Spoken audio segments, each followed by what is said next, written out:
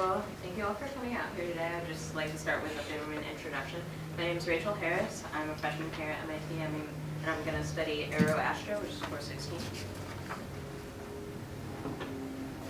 My name is Christopher Harmon. I'm also a freshman here at MIT, and I'm looking to study mechanical engineering course 2. Hello, my name is Jose Zuniga, and I'm also here, a freshman at MIT, planning to major in computer science and electrical engineering. My name is Alfredo Yanez, class of 2017, and I want to major in electrical engineering and computer science. My name is Sam Judd. I'm a freshman here, and I'm planning on studying Aeroastro.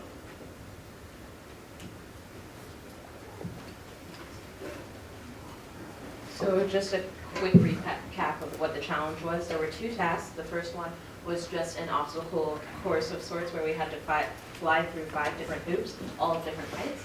And then task 2 was a more interactive course where there were 5 stations, one just being a danger zone station, and 2 image stations where you have to take a picture of something, and 2 chemical sensing stations where you have to detect a gas. And so to start out, we decided what our strategy would be. We decided that we would actually go manual rather than autonomous, just for simplicity reasons, because one of our biggest things was being able to have a simple idea, as well as like it needs to be fast and very reliable, so we went with manual. And then based on that, we decided our essential components would just be something that had a really strong remote vision, because all of the tasks required us to be able to see really well, as well as rapid information transfer and good physical and chemical sensing. So a little more about our remote vision. Okay, so as you can see here, we have a set of weights across the top. Now these weights represent, in our opinion, what was the most important aspect and attribute of building and designing and flying and testing to the least important. And as you can see here, lag time is the most important because all of our systems integrated with how well we could see through the camera through a separate screen, because we were initially trying to complete the process through no line of sight.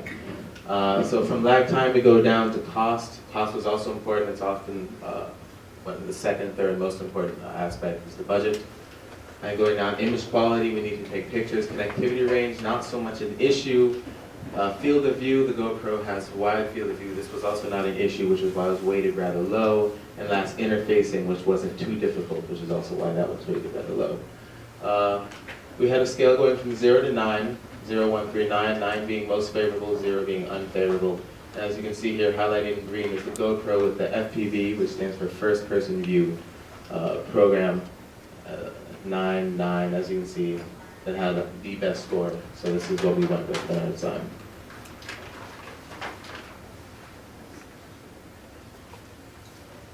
So the other major thing in our design was the information transfer, going back and forth between both Arduino and us. So, because what we really wanted to do was control the 2 servos that we were going to use to tilt our camera back and forth, as well as tilt our balloon popper. And so we came up with a couple different ideas, but initially we decided to go with an infrared radio remote to send a signal, just because it was the cheapest and simplest solution, since both Bluetooth and the Wi-Fi field got pretty expensive. We just decided to go with an IR remote. And then we also decided to use a heads-up display so that we could send some of the signals just through a visual signal rather than try to send it through Bluetooth or something like that. So then we could cut out another information transfer, since we were already going to have a camera. So now a little bit about our sensing. Thank you, Rachel. So as Rachel mentioned, some of the main focuses that we wanted for a quadcopter was for it to be very simple and very reliable. Chris had also mentioned that we wanted to go with no line of sight in order to get that point multiplier. That was part of our strategy. So in order to help maneuver the quadcopter through the hoops, we decided to go with some of the physical sensors that we have here. We went with 2 ultrasonic proximity sensors, specifically the HCSO49. And so what these do is basically set them up right underneath the propeller guards so that they would be able to sense when an object is near, mainly the hoops.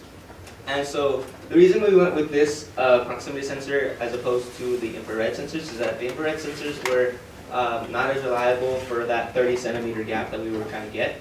And these were relatively inexpensive, so they work perfectly well for our objective. As far as the chemical sensing, after we had popped the balloons, we were hoping to use the chemiresistors to detect changes in resistance in order to identify which chemical was being exposed.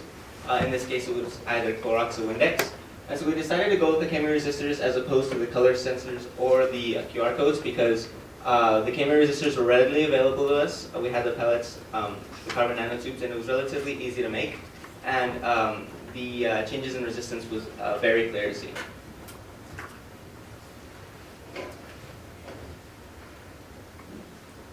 All right, so here we have a basic rough SolidWorks sketch of the chassis that would hang below our quadcopter. Here you see two servos, this servo controlling our GoPro mounted beneath the top plate here. And a GoPro mounted to the GoPro is our heads-up display with LEDs on it. The top and bottom LEDs, denoted yellow and green, would tell us light up depending on what chemical is present. And blue and red were connected to the proximity sensors mounted on the front of the quadcopter to tell us when we were within X amount of distance to the hoop. I believe we set it to 40 centimeters. As you can see, and I reiterate, sight was the most important thing because all of our sensors were linked directly to what we could see.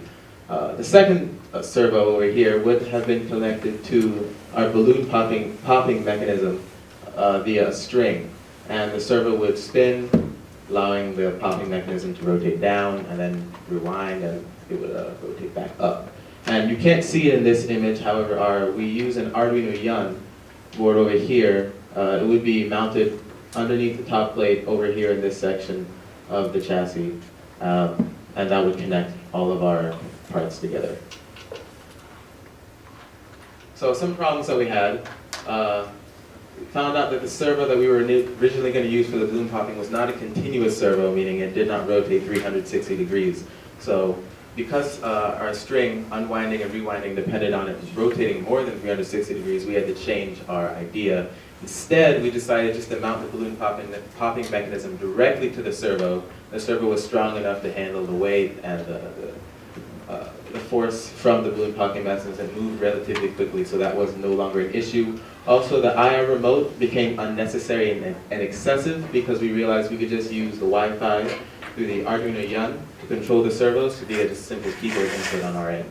Also, the payload for the wood composite was heavier and it was weaker based on the type of wood we use and the design. So instead, we changed it to an acrylic.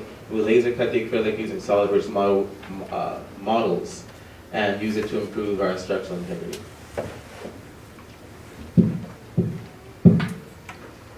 Okay, it works. Testing and analysis. The first thing we wanted to do is test the flight time and how reliable it was. So we did some really high-tech research. We pretty much just went outside and flew it. The next thing is nail sharpness. So we wanted to pop the balloon in the first try. And at first the nail wasn't really sharp. So what we decided to do is use really high-tech techniques, aka get a file and sharpen it. We actually, one of the biggest problems was the camera and the FPV.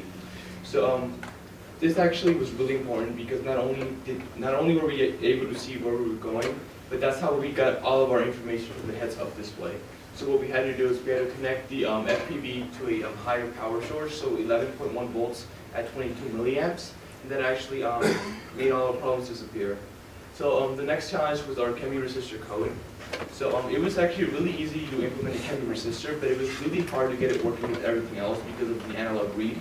So what we had to do is instead of using for loops, we had to use an array in our code, and that solved the problems.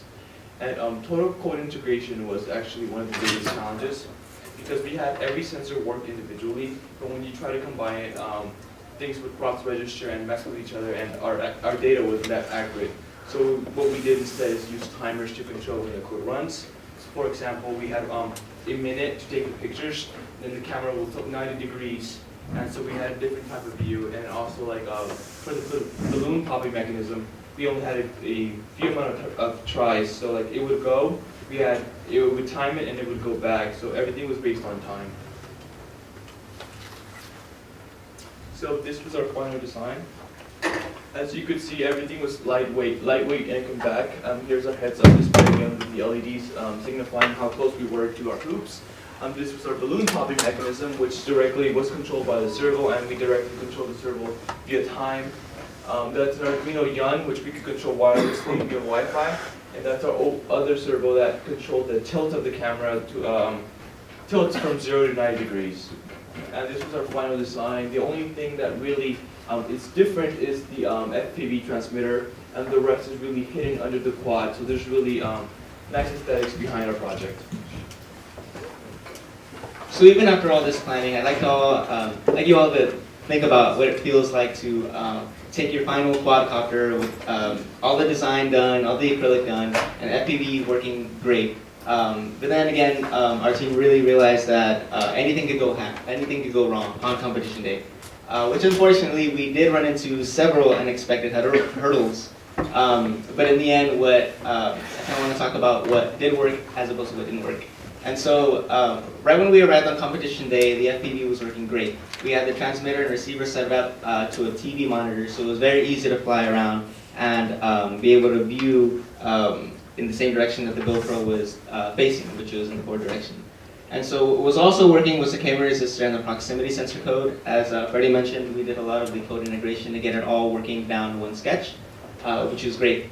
And also we were using the GoPro app and the Wi-Fi to connect one of our phones to take the pictures when the image processing needed to be done. However, what we ran into is that the piloting problems that we didn't realize that when we had mounted the GoPro was facing forward, it was very difficult to pilot the system indoors. And so when we were practicing the flying, we actually ended up accidentally crashing into one of the basketball hoops. And so when it crash landed, some of the pieces fell apart, and so we had to do quick maneuvering to rebuild what needed to be rebuilt.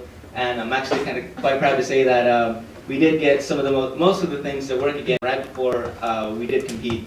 And so one of the other things that also went wrong was the wireless communication between the Arduino Yun and our computer. And so what we really wanted to do was to be able to send information back and forth from the Arduino Yun to the computer. But the module was not working, and the Arduino Yun itself was a little faulty in that it would take 30 minutes just to reset the Wi-Fi connection and try to reconnect to the same network. And so in the end, we struggled with a lot of difficulties on competition day, even though everything was working perfectly fine right from the get-go. But I think it just goes to show that there's a lot to learn, which we will talk about in the next few slides.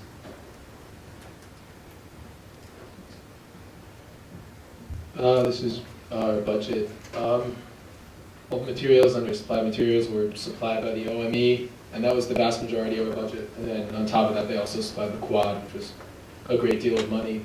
As you can see from the budget that we were free to choose from, we spent most of our money on an FPV transmitter because we wanted to decrease the lag time, and the transmitter had a lag time of about 0.1 to 0.2 seconds versus the minimum of 0.5 that you can get from a Wi-Fi connection.